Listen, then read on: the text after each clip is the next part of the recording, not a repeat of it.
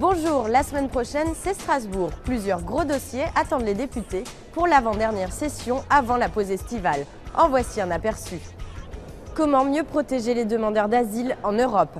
Aujourd'hui, les procédures sont encore trop différentes d'un pays à l'autre. Le paquet Asile propose un ensemble de règles communes pour tous. Parmi les propositions, les États auront 6 mois maximum pour statuer sur chaque demande. Si le demandeur d'asile est mineur d'âge, l'État devra lui mettre à disposition un représentant. Il est aussi question d'étendre l'utilisation d'Eurodac, le registre d'empreintes digitales, aux autorités nationales pour mieux cerner l'identité des demandeurs d'asile et accessoirement lutter plus efficacement contre le terrorisme.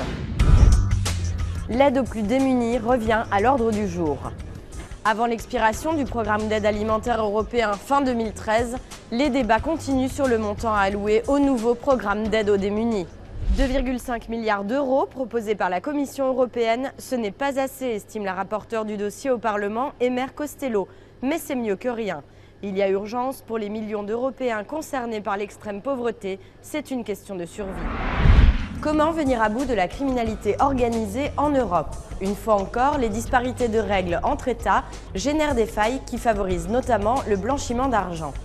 Parmi les mesures proposées par le rapporteur Salvatore Iaconino, il faut s'accorder sur une définition commune. Qu'est-ce qu'un crime de type mafieux? Le député propose aussi la création à terme d'un véritable parquet européen travaillant en étroite collaboration avec Europol. Et comme de coutume, des invités de marque sont attendus à Strasbourg. Le président slovène Borut Pahor et son homologue portugais Aníbal Cavaco Silva s'adresseront aux eurodéputés.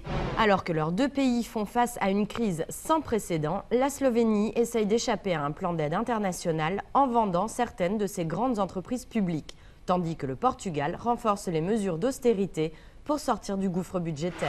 C'est tout pour cette fois, bonne semaine!